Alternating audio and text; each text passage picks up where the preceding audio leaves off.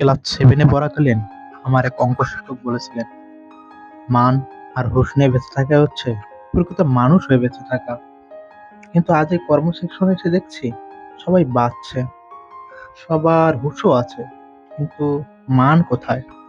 এই মান নিয়ে টান টান উত্তেজনায় কাটিয়েছি কত রাত দিন, কেউ উত্তর দিতে পারেনি।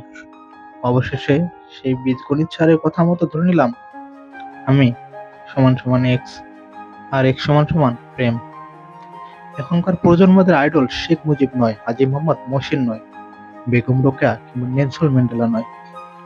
এখনকার প্রজন্মের আইডল হচ্ছে মার্ক জুকারবার্গ, বিল গেটস ও মুকেশ আম্বানি। কারণ পরিবার, সমাজ, শিক্ষা প্রতিষ্ঠান সবাই আমাদের বোঝাচ্ছে সফলতার মানেই যেন টাকা উপার্জন করা। তাই তো নীতি নৈতিকতা ভুলে খাবারে বিষ, ওষুধে ভেজাল, প্রকৃতির সাথে যুদ্ধ ঘোষণা।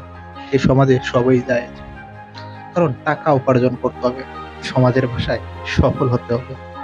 ফলস্বরূপ প্র- প্রকৃতিও তার প্রতিশোধ নিচ্ছে, নেবে আরো ভয়ঙ্কর ভাবে। বাই দা ওয়ে, ডক্টর মুরাদকে যদিও আমি ঘৃণা করি, তারপরও তার একটা ডায়লগ আমার খুব ভালো লাগে, সেটা হলো, টাকা উটকি দিয়ে ঢুকিয়ে দেবো টাকা।